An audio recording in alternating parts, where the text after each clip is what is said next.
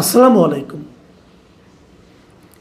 প্রিয় দর্শক, সরকার আরও 5টা সিটি কর্পোরেশনে প্রশাসক নিয়োগ করেছে। আগে 6টা ছিল, নতুন করে আরও 5টা সিটি কর্পোরেশনে প্রশাসক নিয়োগ করেছে। এবং বলা বাহুল্য, আগের 6টার মতো এই 5টাতেও সম্পূর্ণভাবে বিএনপি দলীয় নেতাদের নিয়োগ করা হয়েছে। আমি দেখলাম 5টার মধ্যে একটাতে বিএনপির কেন্দ্রীয় কমিটির একজন সাংগঠনিক সম্পাদক ওই বিভাগের, তাকে নিয়োগ দেওয়া হয়েছে। আর বাকি 4টাতে ওই এলাকার মহানগরী অথবা জেলা এরকম বিএনপির সাধারণ সম্পাদক বা সদস্য সচিব এদেরকে নিয়োগ দেওয়া হয়েছে। তার মানে 11টা সিটি কর্পোরেশনের সব জায়গায় এখন বিএনপির লোকজন প্রশাসক হিসাবে নিয়োগ পেল। এই বিষয়টা কী দাঁড়ালো? এটা কি ভালো হলো নাকি মন্দ হলো? এটা নিয়ে একটু কথা বলতে চাই। প্রথম যখন 6টা সিটি কর্পোরেশনে প্রশাসক নিয়োগ করা হয়েছিল, আমি তখন এটা সমালোচনা করেছিলাম যে এই দলীয়করণের তো কোনো প্রয়োজন ছিল না। আপনারা দ্রুত নির্বাচন দিয়ে দিতেন, আর নির্বাচনের আগ পর্যন্ত যে সরকারি কর্মকর্তারা প্রশাসক হিসেবে ছিল তারাই চালাতো। 1.5 বছর তো প্রশাসক দিয়েই চললো, আর কটা দিন চলতো অসুবিধাটা কী হতো? তাতে অন্ততপক্ষে আপনাদের একটা দলীয়করণের যে বদনাম সেটা আপনাদের গায়ে লাগতো না। এখন আপনারা হয়তো বলবেন, আমরা তো একটু দলীয় সরকার, আমি দলীয়করণ করতেই পারি না। আপনি পারেন না। এটা করলে সাধারণ মানুষের কাছে আপনাদের গ্রহণযোগ্যতা কমবে। আপনি দলের লোককে মনোনয়ন দেন নির্বাচনে, তারা যদি জনগণ তাদেরকে চায় তারা নির্বাচিত হয়ে আসবে। আপনারা তা করেননি। আপনারা যে কাজটা করেছেন অযৌক্তিক। আমি একটা উদাহরণ দিয়ে বলি, ঢাকা উত্তরে যাকে আপনি সিটি কর্পোরেশনের প্রশাসক নিয়োগ করেছেন, এই ভদ্রলোক তো নির্বাচনে হেরেছিল। উত্তর সিটি কর্পোরেশনের যে কয়টা সংসদীয় আসন আছে তার একটা সংসদীয় আসনে উনি পরাজিত হয়েছেন। তো একজন পরাজিত এমপি ইলেকশনে পরাজিত ব্যক্তিকে আপনি আরও বড় জায়গায় এনে বসিয়ে দিলেন। ওনার এলাকার লোক ওনাকে প্রত্যাখ্যান করেছে। আপনি দলীয়ভাবে তাকে ওই এলাকা সহ আরও কয়েকটা এলাকায় মিলে যে বড় একটা জায়গা সিটি কর্পোরেশন উত্তর, সেখানে প্রশাসক বানিয়ে দিলেন। তাহলে তো আপনি জনগণের মতামতের বিপরীতে কাজটা করলেন। কাজটা কি লজিক্যাল হলো? হলো তো না। দেখেন, আপনারা নতুন সরকার এসেছেন, আপনার সমালোচনা আমি করতে চাই না, কিন্তু এই যে বিষয়গুলো যদি নিজেরা নিজেদের জন্য সমালোচনাকে ইনভাইট করেন, আমরা কি করতে পারবো? এবং এটা ইনভাইট করেছেন আপনারা, এটা কার বুদ্ধিতে হয়েছে আমি জানি না। আমি মনে করি বিএনপি বেশ শুরুর থেকে কয়েকটা ভুল করেছে। ক্যাবিনেট গঠনের সময় ভুল করেছে, একটা বড় ভুল করেছে। এই ব্লান্ডার তারা কীভাবে হ্যান্ডেল করবে আমি এখনও জানি না। আর এই সিটি কর্পোরেশন নিয়ে তারা পলিটিক্যাল ভুল করতে যাচ্ছে, টোটালি রাজনৈতিক ভুল। আমি আমার মতো করে বলি, আমি যেভাবে বুঝেছি সেভাবে আমি জিনিসটা বলি। এই আপনি যাদেরকে নিয়োগ দিলেন, আমি ধরে নিতে পারি এদেরকে হয়তো আপনারা পরবর্তী সময়ে মেয়র হিসেবে মনোনয়ন দেবেন তো দেবেন, নাহলে তাদেরকে আপনি আগে আনলেন কেন? হয়তো আপনারা ভেবেছেন যে তারা আগে এসে একটু অভিজ্ঞতা অর্জন করবে এবং সেই অভিজ্ঞতার আলোকে তারা হয়তো পরবর্তীতে খুব ভালো একজন মেয়র হবে। কিন্তু সমস্যাটা হচ্ছে, ওনারা যেই দিন থেকে প্রশাসকের দায়িত্ব নেবেন সেই দিন থেকেই ওনাদের জনপ্রিয়তা কমতে থাকবে। গ্যারান্টি আপনি লিখে রাখেন। কেন কমতে থাকবে জানেন? আমি সেটাও বলি। ওনারা মনে করবেন আমরা তো 6 মাস অথবা 1 বছরের জন্য অথবা 7 মাস অথবা 3 মাসের জন্য, যে কদিনের জন্য হোক, আমি তো এখানে এসেছি, আমি তো পরবর্তীতে আবার নির্বাচিত নাও হতে পারি। তাহলে যা কামানোর কামিয়ে নিয়ে এই সময়। এবং ওনাকে যে দেওয়া হয়েছে এটা তো সম্পূর্ণ দলীয় বিবেচনায় দেওয়া হয়েছে। সেই কারণে এই দলের আরও যারা আছে তার নিচের পর্যায়ে নেতা, পাতি নেতা, তারাও কিন্তু বলবে আপনি মেয়র হয়েছেন, আপনি প্রশাসক হয়েছেন, আমাদেরকে বিভিন্ন রকম কাজকর্ম দেন, আমরা কাজকর্ম করি। এই যে দলের নেতাদেরকে উনি সার্ভ করতে যাবেন, ওনার জনপ্রিয়তা কমবে। আমি আজকে এই ঘটনা দেখার পর 3টা সিটি কর্পোরেশনের সঙ্গে আমি ওখানে থাকা বিভিন্ন সাংবাদিকদের সঙ্গে আমি যোগাযোগ করেছি। এবং তারা তিনজনই বলেছেন যাকে যাকে সিটি কর্পোরেশনের প্রশাসক হিসেবে নিয়োগ করা হয়েছে তাদের বিবেচনায় উনি ফিট না, উনি ফিটেস্ট না, মানে ওনার চেয়েও জনপ্রিয়, ওনার চেয়েও যোগ্য ওখানে আরও লোক আছে। এখন তাকে দেওয়াতে গত ইলেকশনে তাদেরকে মনোনয়ন দেওয়া হয়নি, তারা এক ধরনের হতাশা ছিলেন, সিনিয়র লিডাররা হতাশায় ছিলেন। এখন যখন ওরা ভেবেছিলেন হয়তো সিটি কর্পোরেশনে ওনারা মনোনয়ন পাবেন, কিন্তু এই যে দেওয়া হলো না, দেওয়া না হওয়ার কারণে তারা এখন থেকে ইনঅ্যাক্টিভ হয়ে যাবেন। এর মধ্যে কেউ কেউ তো এমনও বললেন যে ওনারা এত বয়স্ক এবং এত অত্যাচারিত হয়েছেন গত 17 বছরে যে ওনাদের এখন আর মুখ দেখানোর জায়গা থাকলো না। এদের কেউ যদি মির্জা আব্বাসের মতো স্ট্রোক করে বসে তাও কেউ অবাক হবেন না আপনারা। ওনাদের বক্তব্য আমি যাদের সঙ্গে কথা বলেছি, এবং ওনারা বলেন ওনারা এখন ইনঅ্যাক্টিভ হয়ে যাবেন, এবং যেই দিন থেকে নাকি ওনাদের মনোনয়নটা দেওয়া হলো প্রশাসক হিসাবে, যেই দিন থেকে ওনারা প্রশাসকের দায়িত্ব নিয়ে বসবেন সেই দিন থেকে ওখানে বিএনপি প্রার্থীর জনপ্রিয়তা কমতে থাকবে।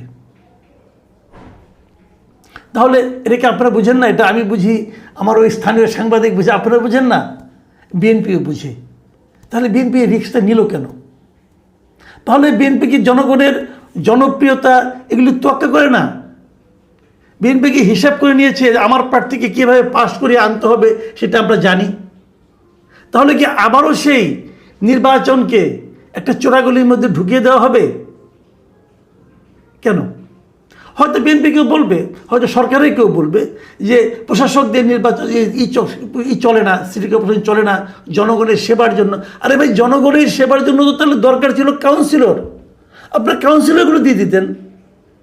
কাউন্সিলর যারা নির্বাচিত হয়েছিলেন তারা তো নির্দলীয়ভাবে নির্বাচিত হয়েছিলেন। কাউন্সিলর তার দলীয় প্রতীকে হয় নাই। যদি নির্দলীয়ভাবে কাউন্সিলর নির্বাচিত হয়ে থাকে তাদের সবাইকে ওই আপনার নতুন প্রশাসক দেওয়ার দরকার নাই। যারা ইলেক্টেড হয়েছিলেন তাদেরকে আবার নতুন করে আনতেন, বলতেন ঠিক আছে ওই আগের আদেশটা প্রত্যাহার করে নিলাম, এই কাউন্সিলররা আবার নতুন করে কাজ করবে, জনগণের সেবার যে কাজগুলো আছে। দেখেন সিটি কর্পোরেশনের কাউন্সিলর তো অনেক কাজ, কিন্তু মানুষের কাউন্সিলর না থাকার কারণে, সরকারি কর্মকর্তা থাকার কারণে, সরকারি কর্মকর্তারা যে ওখানে দায়িত্ব পালন করছে এতে অনেক অসুবিধা হচ্ছে। তারা মানুষকে চেনে না। একটা জন্ম সনদ অথবা একটা আপনার সার্টিফিকেট, ক্যারেক্টার সার্টিফিকেট, এরকম প্রায় মানে 20-21টা কাজ কিন্তু কাউন্সিলরদের হাতে থাকে, জনগণের কাজগুলি, জনকল্যাণ সম্পর্কিত কাজ। তো ওইটা তো আগে দরকার, ওইটা আনতেন। তা না এনে আপনি মেয়র পদে আপনি দলীয় লোককে জোর করে বসিয়ে দিলেন, ঠিক করেন নাই। আমি আরেকটা কথা বলি, আপনি যে কোনো লোককে এই সমস্ত যে কোনো সিটি কর্পোরেশনে র্যান্ডমলি আপনাদের যদি কোনো নিরপেক্ষ কোনো আপনার মানে এরকম খবর নেওয়ার কোনো স্কোপ থাকে অথবা গোয়েন্দা সংস্থা আছে, যোগাযোগ করে দেখেন, যে কোনো জায়গায় যোগাযোগ করে দেখেন যে এই সিদ্ধান্তটা, সরকারের এই সিদ্ধান্তটা, দলীয় লোককে প্রশাসক নিয়োগ করার যে সিদ্ধান্তটা, এটাকে মানুষ ভালোভাবে নিচ্ছে কি নেয়নি দেখেন। আমি তো খবর নিয়েছি, নিচ্ছে না, তারা ভালোভাবে এটাকে নিচ্ছে না। 2-1 সমর্থক পাবেন, আপনি নিশ্চিত থাকেন তারা বিএনপির লোক। বিএনপির লোক ছাড়া আর কেউ এটাকে ভালোভাবে নেবে না। একটা কথা মনে রাখবেন, এই নির্বাচনটা তো করলেন একটা তো আপনারা একটা জাতীয় নির্বাচন করেছেন, আপনাদের অভিজ্ঞতা হয়েছে। ভাবুন তো একবার, কেবল নিজের দলের ভোট দিয়ে কোনোদিন আপনি ইলেক্টেড হতে পারবেন না। বাংলাদেশের কোনো নির্বাচনে নিজের দলের লোকের ভোট দিয়েই নির্বাচিত হওয়া এটা কঠিন কাজ। নিরপেক্ষ ভোট লাগে। যারা কোনো দল করে না তেমন ভোটটাই ডিসাইডিং ফ্যাক্টর হয়। সে লোকগুলিকে জিজ্ঞাসা করেন, কেউ পছন্দ করেনি। কেন করতে গেলেন এটা? আমি বুঝি না। এত দ্রুত যে রাজনৈতিক ভুলের চোরাগলিতে বিএনপি পা দেবে এটা আমার হিসাবে ছিল না। আমি ভেবেছিলাম এখানে অনেক সিনিয়র আছে, যেমন আমি মির্জা ফখরুল ইসলাম আলমগীর, এই ভদ্রলোকের উপর আবার অনেক ভরসা ছিল। উনিও স্থানীয় সরকার মন্ত্রণালয়ের প্রধান হিসেবে আছেন, উনি তো মন্ত্রী। তো ওনার মন্ত্রণালয়ে এই সিদ্ধান্তগুলো কেন আসলো আমার কাছে ক্লিয়ার না। কিছু লেনদেন হয়েছে কি না সেটাও বলতে পারবো না, হতে পারে। কিন্তু সব ধরনের সন্দেহ যখন আপনি করবেন, নানা ধরনের সন্দেহ কিন্তু আপনার কাছে চলে আসবে। উনি বলবেন উনি খান না, ওনার হয়ে অন্য কেউ খান, খবর নিলে টের পাওয়া যাবে। কিন্তু দলকে ডোবানোর জন্য এত তড়িৎ, এত দ্রুত আর কোনো সিদ্ধান্ত হতে পারে না। এটা কেন? আমরা প্রায়ই বলি যে আমাদের দেশে যারা ক্ষমতায় যায় তারা মূলত জনগণের জন্য যায় না, তারা যায় নিজেদের জন্য। ভাবখানা এরকম, এই দেশটা হলো একটা বড় একটা কেক, এই কেকটাকে আমরা ভাগ বাটোয়ারা করে খাবো। তো যারা কেকের ভাগ পায়নি তারা হয়তো বলেছে এখানে তো অমুক এমপি হলো, তমুক এমপি হলো, আমরা এতদিন জেল খাটলাম, তা আমরা কি পাবো? আরে ভাই, জেল সবাই খেটেছে, জেল বিএনপির কোন লোকটা খাটেনি বলেন তো আপনি? আর সবাইকে আপনি দিতে পারবেন? বরং সবাইকে দেশ সেবার সুযোগ দেন। তা না, কেকের ভাগ দিচ্ছে সবাইকে, যে ঠিক আছে তুমি এই কেকটা নাও, এই কেকটা নিয়ে তুমি খাও, আরাম করে খাও, তোমার চেলা চামুন্ডাকে কিছু কিছু দাও, তাহলে হয়ে যাবে। কিন্তু এটা কোনো ভালো কাজ হয়নি। আমি বললাম তো, আপনারা যোগাযোগ করে দেখেন, বিএনপির অনেক লোকেরা এটা সমর্থন করবে না। বলেন একটা কথা আমি বলি, যেমন আমি এর মধ্যে দেখেছি যে 6টাকে আগে দিয়েছিলেন আপনারা, সেই 6টার অনেক প্রশাসকই কিন্তু এরই মধ্যে বলা শুরু করেছে যে আমরা কিছু পাইনি, সব একদম খোকলা করে রেখে গিয়েছে। কেউ কেউ বলেছে যে সিটি কর্পোরেশনের কর্মচারীদের বেতনটা পর্যন্ত দিতে হবে ধার করে, বলেছে তো। তার মানে অভাব দিয়ে কিন্তু শুরু করেছে। তো অভাব দিয়ে শুরু করলে নগর জীবনের প্রাত্যহিক যে সমস্যাগুলো, এই সমস্যাগুলো তারা সমাধান করবে কিভাবে? টাকা তো নেই। সমাধান যখন আপনি করতে না পারবেন, 6 মাস পর ইলেকশন আসবে। এটা যদি 5 বছর পর ইলেকশন হতো, ধরেন আপনি তাহলে ইলেক্টেড হয়ে গেল, ধরেন আপনার 6 মাস পর ইলেকশন হতো, তখন যদি নির্বাচিত হতো তাহলে তো সে 5 বছর সময় পেত। প্রথম 6 মাসে কোনো সমাধান করতে পারতো না, প্রথম 6 মাসে গুছিয়ে নিত, পরবর্তী সময় সমাধান করত, মানুষের মন জয় করত, এরপরে তারা কিন্তু দলের জন্য কিছু একটা করতে পারত। কিন্তু এখন তার হাতে সময়ই 6 মাস, 6 মাসের পরীক্ষায় নামিয়ে দিয়ে তার হাতে পর আপনি ইলেকশনে নামিয়ে দিচ্ছেন, সে তো ধরা খাবে। বিএনপি একদম নতুন কোনো রাজনৈতিক দল না, একটা পুরনো দল, কিন্তু তাদের মধ্যে এই রাজনৈতিক সিদ্ধান্তটা, এত কাঁচা সিদ্ধান্ত কিভাবে আসলো আমি বুঝতে পারি না। বিএনপির তারেক রহমান সাহেবের প্রজ্ঞার উপর, ওনার চিন্তা চেতনার উপর আমার এক ধরনের ভরসা আছে, এখনও আছে। এটা কি উনি জানতেন? যদি উনি জেনে থাকেন তাহলে উনি কোন বিবেচনায় এই কাজটা করলেন, তার একটা ব্যাখ্যা কিন্তু আমরা জানতে চাই। আর যদি না জেনে থাকেন, যাদের কারণে এই দুর্ভোগের মধ্যে আপনার যে এই যে রিস্কি সিদ্ধান্তটা আপনি নিলেন, তাদেরকে চিহ্নিত করেন, তাদের উপর নির্ভর করেন না। এটা কিন্তু ডুবাবে, আপনাকেও ডুবাবে, দলটাকেও ডুবাবে। যদি সুষ্ঠু নির্বাচন হয় এবং এই প্রশাসকরা যদি আগামীতে মেয়র পদপ্রার্থী হয়, দেখবেন রেজাল্টটা কি হয়, সেই দেখার অপেক্ষায় থাকলাম। প্রিয় দর্শক, এখন এ পর্যন্তই। আল্লাহ হাফিজ।